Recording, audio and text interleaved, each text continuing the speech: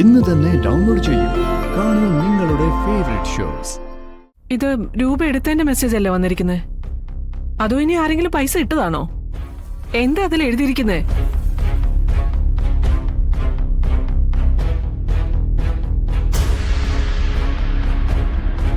സത്യമ്മയുടെ അക്കൗണ്ടിൽ നിന്ന് 1,00,000 രൂപ വിഷ്ണുവേട്ടന്റെ അക്കൗണ്ടിലേക്ക് മാറ്റിയിരിക്കുന്നത്.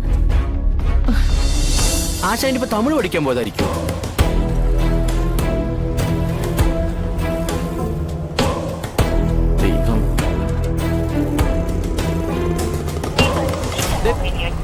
വീണ്ടും തമിഴ്.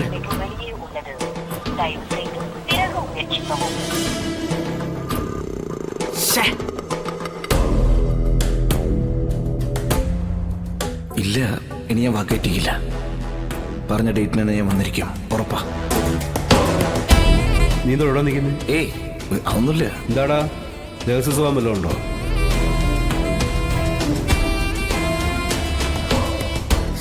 ആശ മുമ്പ് എന്നടുത്തെങ്കിലും ഒന്ന് പറയാൻ പാടില്ലേ?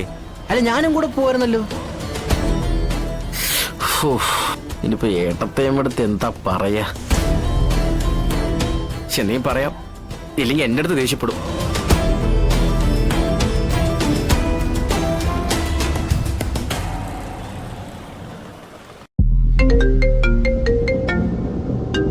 എന്തായി, നീ വിളിച്ചോ? എടാ, വിഷ്ണുവേട്ടനെ വിളിച്ചോന്നാ ചോദിച്ചേ. വിളിച്ചു, സ്വിച്ച് ഓഫാ. തമിഴും കേട്ടു. അതാ ഞാൻ പറഞ്ഞത്, നിന്റെ ആശാനെ എന്തൊക്കെയോ കുഴപ്പങ്ങൾ ഉണ്ടാക്കാനുള്ള പരിപാടിയാ. ഞാൻ വിളിച്ചപ്പോ ഫോൺ സ്വിച്ച് ഓഫ് ചെയ്ത് വെച്ചിരിക്ക. ഹലോ ഏട്ടത്തമ്മ. ഏട്ടത്തമ്മ ദേഷ്യത്തിലാണല്ലോ. ആശാൻ ഇത് എന്ത് ഭാവിച്ച?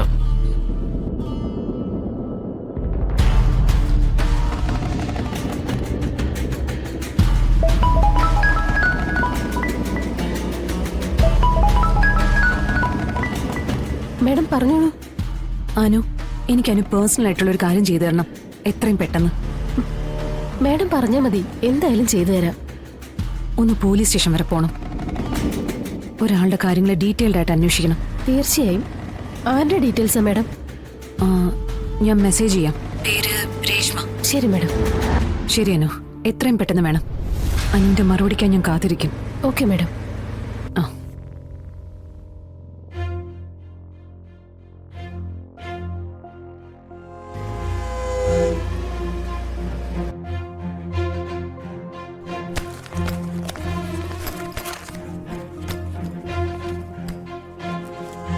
എന്തായി, ബുക്ക് കിട്ടിയോ? ഞാൻ എത്ര തവണ പറഞ്ഞു ആ ബുക്ക് ഇവിടെ നോക്കിയിട്ട് കാര്യമില്ല, സത്യയുടെ അടുത്താ ഇരിക്കുന്നേന്ന്. എന്നിട്ട് കേട്ടോ? ഇല്ലല്ലോ. ഇതിലില്ല. ശരി, ഇല്ലെങ്കി വേണ്ട. ബുക്ക് നമുക്ക് ക്ലാസ്സിൽ ചെല്ലുമ്പോ വാങ്ങിക്കാം. മോൾ അതൊക്കെ അടുക്കി പറക്കി വെച്ച് റെഡിയാവാൻ നോക്ക്. അപ്പൊ ടീച്ചറോട് എന്ത് പറയും? ആ ബുക്കിലല്ലേ ഹോംവർക്ക് ചെയ്ത് കാണിക്കണ്ടേ? ടീച്ചറോട് കാര്യം പറയണം. എന്ത് കാര്യം പറയണം? അമ്മ വഴക്കുണ്ടാക്കി അമ്മ വീട്ടിലേക്ക് പോയപ്പോ ബുക്ക് എടുത്തില്ലെന്നോ? അല്ലെങ്കിലും അച്ഛനും മോൾക്ക് എന്നെ കണ്ണെടുത്താ കണ്ടുകൂടല്ലോ. കുടുംബത്ത് വഴക്കുണ്ടാക്കുന്നത് ഞാനാണല്ലോ. ശ്യാമേ, അതും ഇതും പറഞ്ഞു നിൽക്കാതെ പപ്പി എങ്ങനെയെങ്കിലും ക്ലാസ്സിൽ ഇടാൻ നോക്ക്. ഇപ്പൊ തന്നെ അവക്ക് അറ്റൻഡൻസ് കുറവാന്നാ പറയുന്നേ. ഇങ്ങനെ മുടക്കെടുത്ത കൊച്ചിന് പിന്നെ പരീക്ഷ എഴുതാൻ പറ്റില്ല കേട്ടോ. അവര് പിന്നെ സമ്മതിക്കില്ല. പപ്പി റെഡിയാക്, ടീച്ചറോടൊക്കെ ഞാൻ പറഞ്ഞോളാം. വേണ്ട, ഹോംവർക്ക് ചെയ്യാതെ ചെന്നാ ടീച്ചർ വഴക്കു പറയും. അതുകൊണ്ട് ഞാൻ പോകുന്നില്ല. മോളെ, പപ്പി വാശി പിടിക്കാതെ. മോള് നല്ല കുട്ടിയല്ലേ. ടീച്ചർ പറയുന്ന കേൾക്കാതിരിക്കുന്ന കുട്ടിയൊന്നും അല്ലല്ലോ. അതുകൊണ്ട് ഇന്നൊരു ദിവസത്തേക്ക് ടീച്ചർ എന്തായാലും സമ്മതിക്കും. അല്ലെങ്കിൽ അവിടെ ചെന്നിട്ട് ഹോംവർക്ക് ചെയ്ത് കാണിച്ചാ പോരെ?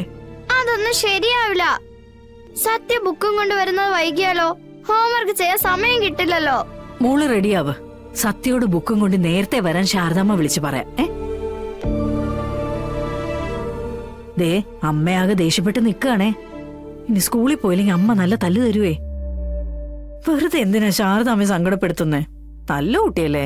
ചെല്ല്, മോള് റെഡിയാവും. ഇല്ല, ഞാൻ ഇന്ന് പോകുന്നില്ല. ഇവളെ ഞാൻ ഇന്ന് ശരിപ്പെടുത്തും. ഇവിടെ ഒരു വടി വെച്ചിട്ടുണ്ടായിരുന്നല്ലോ. എടി ശ്യാം, എന്റെ പൊന്നു മോളല്ലേ, ഒന്ന് റെഡിയാവ്. ഇല്ലെങ്കിൽ നിന്നെ തല്ലി ശരിയാക്കും. ഞാൻ പോവില്ല എന്ന് പറഞ്ഞാ പോവില്ല. ഈശ്വര, എന്ത് പറഞ്ഞ പപ്പി ഒന്ന് സ്കൂളിലേക്ക് അയക്കുക.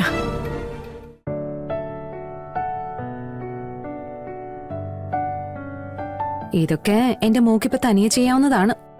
ഞാൻ കിട്ടിയ അമ്മ കിട്ടുന്ന പോലെ ആവില്ലമ്മേ. ഹും. എല്ലാം ചെയ്തു തരാനേ കൂടെ നിൽക്കുന്നുണ്ടാ നിങ്ങളിങ്ങനെ മടിച്ചുകളായി പോന്നെ. പപ്പിക്കും ഇത് തന്നെ അവസ്ഥ. ശാരദാമ്മ അവൾക്ക് മുടിയെട്ടി കൊടുക്കണം. ശാരദാമ്മ മുടിയെട്ടാൻ പഠിപ്പിച്ചത് അമ്മയാണോ? അമ്മ കിട്ടുന്ന പോലെ തന്നെ ശാരദാമ്മ കിട്ടുന്നതും. ഞങ്ങള് 3 പെൺകുട്ടികളെയും കുളിപ്പിച്ച് ഡ്രസ് ഇടിയിച്ച് കണ്ണെഴുതി പൊട്ട് തൊടിയിച്ച് മുടിയൊക്കെ നല്ല ഭംഗിയായി പിന്നിടിയിച്ച് സ്കൂളിലേക്ക് അയച്ചിരുന്നതേ ഈ പറഞ്ഞ ശാരദാമ്മ തന്നെയായിരുന്നു. എന്നിട്ടാണോ എനിക്ക് ഒരാൾക്ക് കെട്ടിത്തരാൻ പറയുമ്പോ അമ്മയ്ക്ക് മടിയല്ലേ? അമ്മ ഇന്ന് വേറൊരവസ്ഥയില. മോളുടെ അച്ഛനാണെങ്കിൽ രാവിലെ എഴുന്നേറ്റ് എങ്ങോട്ടോ പോയി. ഫോൺ വിളിച്ചിട്ടാണെങ്കിൽ കിട്ടുന്നുമില്ല. എവിടേക്കാണെങ്കിലും പറഞ്ഞിട്ട് പോണ്ടേ അല്ലേ? വല്ല അത്യാവശ്യം കാണും, അല്ലെങ്കിൽ അങ്ങനെ പറയാതെ പോകുന്ന ആളല്ല എന്റെ അച്ഛൻ. അത് ശരി, അച്ഛനെ പറഞ്ഞപ്പോ മോൾക്ക് അങ്ങോട്ട് കൊണ്ടുവല്ലേ? എന്നാ പിന്നെ ബാക്കി അച്ഛനോട് എന്നെ കെട്ടിത്തരാൻ പറ. ദാ ആ ഒരു അച്ഛൻ മോള് വന്നിരിക്കുന്നു. ആദ്യം എടുത്ത പണി തീർത്തെടുക്കാം അമ്മേ. അച്ഛൻ ഇന്ന് വൈകുന്നേരം ആവുമ്പോ തിരിച്ചു വന്നോളും. ഇപ്പൊ തൽക്കാലം ഇത്ര മതി. എഴുതാനുള്ളതെല്ലാം എഴുതിയിട്ടുണ്ടല്ലോ. വെറുതെ ടീച്ചറിനെ കൊണ്ട് എന്നെ വിളിക്കാൻ ഇടവരുത്തിക്കല്ലേ. മോളെ ഇതൊന്ന് നോക്കിയേ. ഇത് രൂപ എടുത്തതിന്റെ മെസ്സേജ് അല്ലേ വന്നിരിക്കുന്നത്? അതോ ഇനി ആരെങ്കിലും പൈസ ഇട്ടതാണോ? എന്താ അതിൽ എഴുതിയിരിക്കുന്നത്?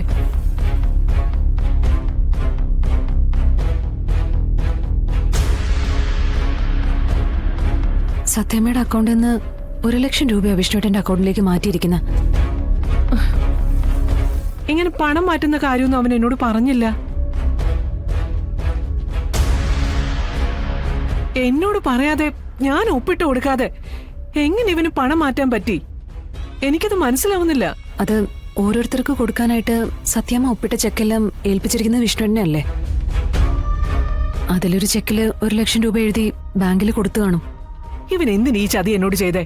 അവന് പണം ആവശ്യമുണ്ടെങ്കിൽ ഞാൻ കൊടുത്തേനല്ലോ. ഇപ്പൊ പണവും ഇല്ല, ആളെയും കാണാനില്ല. പണം എന്തിനായിരിക്കും വിഷ്ണുവേട്ടൻ എടുത്തത്? എല്ലാം പറയുന്ന എന്നോട് പോലും വിഷ്ണുവേട്ടൻ ഈ പണത്തിന്റെ കാര്യം പറഞ്ഞിട്ടില്ല. ഇതിലെന്തോ കള്ളക്കളിയുണ്ട്.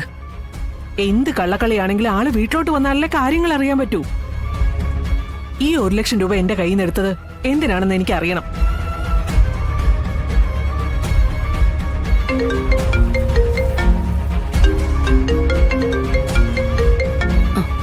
ആമേ.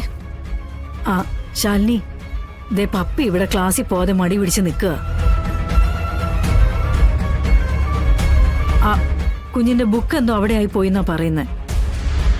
അമ്മ ഫോൺ അവളുടെ കയ്യിൽ കൊടുത്തേ. ആ ദാ ചേച്ചിയമ്മ സംസാരിക്കും. ചേച്ചിയമ്മേ, എന്താ പപ്പി, എന്താ നീ സ്കൂളിൽ പോവാത്തെ?